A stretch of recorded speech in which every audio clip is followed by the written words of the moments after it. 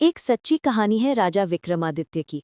वे ऐसे न्यायाधीश थे कि उनके सामने आते ही दोषियों के हाथ पैर कांपने लगते।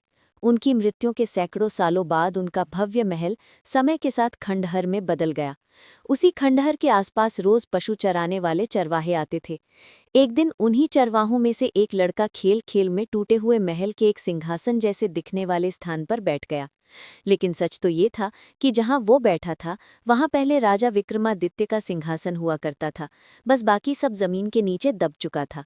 उस लड़के ने बाकी चरवाहों की तरफ इशारा करते हुए कहा, तुम लोग अपनी अपनी बात मेरे सामने रखो, मैं उसका न्याय करूंगा। बच्चों को तो लगा कि वो मजाक कर रहा है, पर वे लोग आपस में झगड़ा करके उसके पास गए। सिंहासन पर बैठने वाला एक बच्चा जरूर था, लेकिन उसके भीतर जो आत्मा थी मानो वो राजा विक्रमादित्य की ही हो। वो बिल्कुल निडर था और जो कहता था एकदम सही कहता था। उसके मुख से केवल सच्ची बातें ही निकलने लगी। देखने वालों को ये बहुत आश्चर्य हुआ कि जब भी वो उस सिंहासन पर बैठता, वो तुरंत सच्चाई बता देता और उसका न्याय हमेशा सही साबित होता।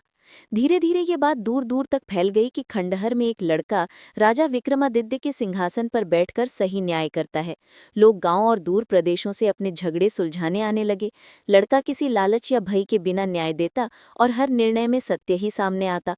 लोगों को लगा मानो विक्रमादित्य की आत्मा उसी सिंहासन में बसी हो और उसी की प्रेरणा से वो